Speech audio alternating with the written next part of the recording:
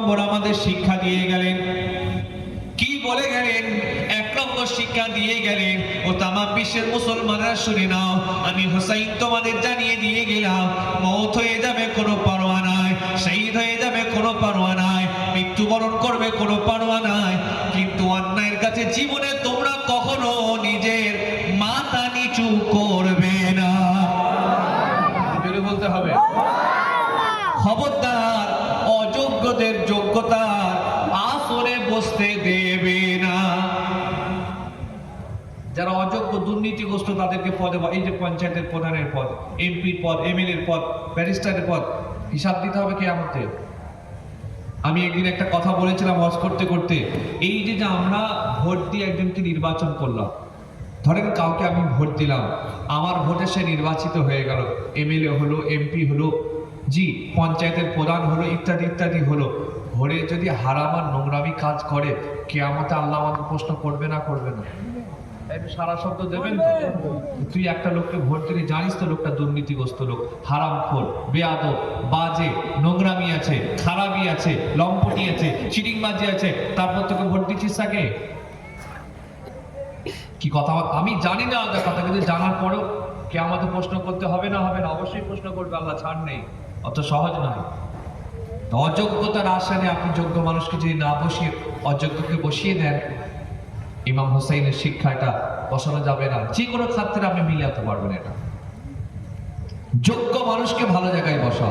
মসজিদের পদে আপনি এমন একটা লোককে বসিয়েছেন, সে বেচারা জীবনে নামাজ পড়তে আসেন, অথচ মসজিদ কমিটির সভাপতি মাসেও আসেন, এরকম আছে না? নয়, মসজিদে বসে আছে, মাদ্রাসার পদে আছে, মাদ্রাসার পদে রয়েছে, অথচ মাদ্রাসায় পা দেয় না, এরকম অনেক লোক আছে।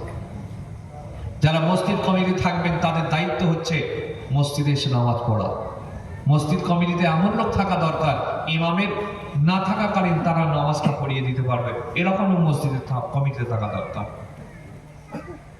তো ইমাম হুসাইন এক নম্বর শিক্ষা দিয়ে গেলেন, আমাদের তামাম বিশ্বের মুসলমানদের জানিয়ে দিয়ে গেলেন, ও হুসাইনকে মহব্বত করনে ওয়ালারা, ভালোবাসার মানুষেরা, আমি হুসাইন তোমাদের পরিষ্কার জানিয়ে দিয়ে গেলাম, মওত হয়ে যাবে, জীবন তোমরা দিয়ে দেবে, শহীদ তোমরা হয়ে যাবে। কারণ আমার আল্লাহ পাক পরিষ্কার জানিয়ে দিয়েছে, যারা আল্লাহর জন্য জীবন দিয়েছে, শহীদ হয়ে গেছে, খবরদার তাদের তোমরা মরা বলবে না, মরা বলবে না। ওয়ালা তাকুলু লিমান ইউকতালু ফি সাবিলিল্লাহি আমওয়াত বাল হায়াউ ইনদা রাব্বিহিম ইরযাকুন, খবরদার তাদের মরা বলবে না, ওরা জিন্দা জিন্দা জিন্দা। কেমন তোমরা বুঝবে না, বুঝবে না, আমি আল্লাহ শহীদদের রীতিমতো রেজেক আমি দিয়ে থাকি। খবরদার, আমি হুসাইন তোমাদের জানিয়ে দিয়ে গেলাম, জীবন দিয়ে দেবে, কিন্তু অন্যায়ের কাছে মাথা নিচু তোমরা কখনো করবে না। আজকে হুসাইনকে মহব্বত করলে মনে মনে ওয়াদা করতে হবে, নিয়ত করতে হবে, সংকল্প করতে হবে, যা হয়ে যায় যা, কিন্তু অন্যায়ের কাছে মাথা নিচু জীবনে করা যাবে না। ইনশাআল্লাহ বলেন, জোরে বলেন ইনশাআল্লাহ। আমাদের লোকের আওয়াজ এত আসতে হয় না, আরো জোরে হবে ইনশাআল্লাহ। অন্যায়ের কাছে মাথা এক জায়গায় দাঁড়াতে হবে, মওত হয়ে যায়, অন্যায়ের কাছে মাথা নিচু করা যাবে না, অন্যায়কারীকে সাপোর্ট করা যাবে না। হুসাইন শিক্ষা দিয়ে গেছে। হুসাইন কারবালার জমিন থেকে আরো 2 নম্বর শিক্ষা দিয়ে গেলেন, 2 নম্বর শিক্ষা দিয়ে গেলেন হুসাইন, 2 নম্বর শিক্ষা দিয়ে গেলেন, ও তামাম বিশ্বের মুসলমানেরা, হুসাইনকে তোমরা মহব্বত করো, ভালোবাসো, প্রেম করো। আমি হুসাইন তোমাদের 2 নম্বর শিক্ষা দিয়ে যাচ্ছি, মওত হয়ে যাবে কোনো পরোয়া নাই, শহীদ হয়ে যাবে কোনো পরোয়া নাই। পৃথিবীর যে প্রান্তে যে জায়গায় পৌঁছে যাও না কেন, আল্লাহর নামাজ তোমরা জীবনে কাজা কখনো করবে না। জোরে বলতে তো মানুষ বসে আছেন, আল্লাহকে রাজি করার জন্য জোরে বলা যাবে সুবহানাল্লাহ।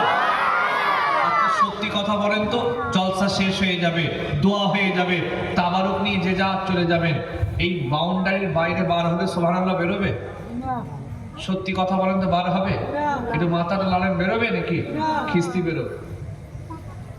ঠিক বলছি, দলের নয় তো, গালাগালি করবে, সুবহানাল্লাহ বেরোবে না।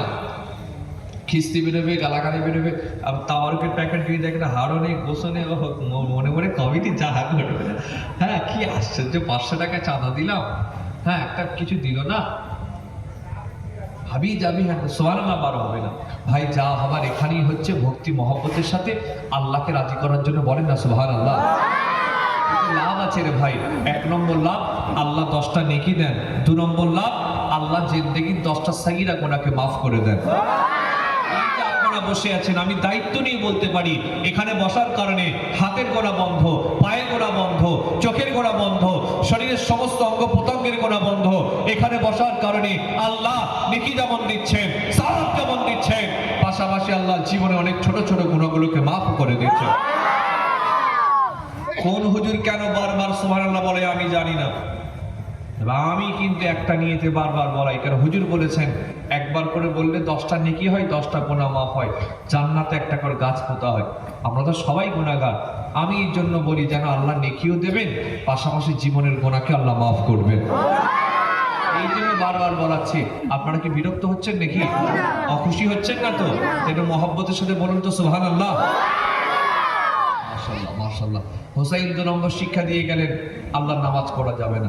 আচ্ছা, হোসাইন যেদিন কারবালার জমিনে যুদ্ধ করছেন, জীবনের শেষ শহীদ হয়েছিলেন, সেদিন কি বার ছিল? সবাই মিলে বলেন। আজকে কি বার? শুক্রবার। সেম তারিখ, শুক্রবার।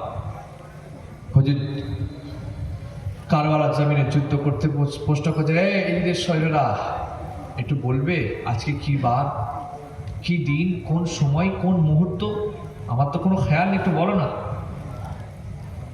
হোসাইন জীবনের শেষ সময়ে, শেষের দিকে কারবালার জমিনে উটের উপরে, ঘোড়ার উপরে বসে রয়েছেন, প্রশ্ন করছেন তোমরা কি একটু বলবে আজকে কি বার, কোন সময়, কোন দিন? বলা হলো হোসাইন আজকে শুক্রবার, জুমার দিন। হোসাইন বললেন তোমাদের মনে কি কোনো ভয় নাই, ডর নাই, খৌফ নাই? আজকে তামাম বিশ্বের প্রত্যেকটা মসজিদে জুমার খুতবা হচ্ছে, এই খুতবার ভেতরে আমার নানা জানেন না, আব্বা জানেন না, আম্মা জানেন না, বড় ভাইয়ের নাম, এমনকি আমি হোসাইন আমারও নামটা নেওয়া হচ্ছে। তোমরা আমাকে কতল করবে, তোমাদের মনে কি কোনো ভয় নাই? তোমাদের মনে কি কোনো ডর নাই? তোমাদের মনে কি কোনো খৌফ নাই? হোসাইন বলতে বলতে বলেছিলেন তোমরা আমাকে একটু সময় দাও, টাইম দাও, আমি জীবনের শেষ সময়ে এই কারবালার জমিনে আল্লাহ 2 রাকাত নামাজ আমি আদায়টা করতে চাই। হুজুর জীবনের শেষ 2 রাকাত নামাজ পড়ছেন কারবালা শরীফের জমিনে দাঁড়িয়ে। হুজুর নামাজ পড়ছেন। ও আমার ভাঙড়ের মানুষেরা, হোসাইনকে মহব্বত করলে, ভালোবাসলে, প্রেম করলে, প্যার করলে মনে মনে নিয়ত করতে হবে, ওয়াদা করতে হবে, সংকল্প করা যাবে যা করেছি করেছি, আর জীবনে আল্লাহর নামাজ কাজা জীবনে করব না। ইনশাআল্লাহ বলবেন না? আমার পড়বেন তো নাকি ইনশাআল্লাহ? ভাই, ভারতের ভবিষ্যৎ ভালো নয়।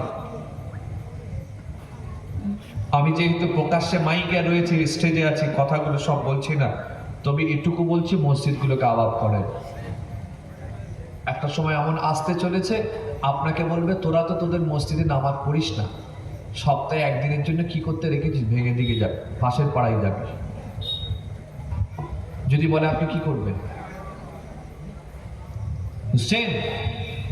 একটা সময় এমন আসতে চলেছে, আপনি মসজিদে নামাজ পড়তে চাইবেন কিন্তু নামাজ পড়তে পারবেন না।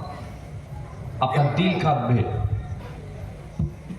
আপনার চোখ কাঁদবে, চোখ দিয়ে পানি বার হবে, কপাল ফেটে রক্ত বার হবে, আপনার চোখ দিয়ে পানি নাই, খুন বার হবে, কিন্তু আপনি মসজিদে নামাজ পড়তে পারবেন না। আল্লাহ সেই হকটা ছিনিয়ে নেবে আমাদের থেকে। মসজিদ সামনে দাঁড়িয়ে নামাজ পড়ার ক্ষমতা থাকবে না। সে সময় আসতে চলেছে। হাত জোর করছে, বলছি মসজিদগুলো আবাদ করেন, বলে ইনশাআল্লাহ। মসজিদগুলো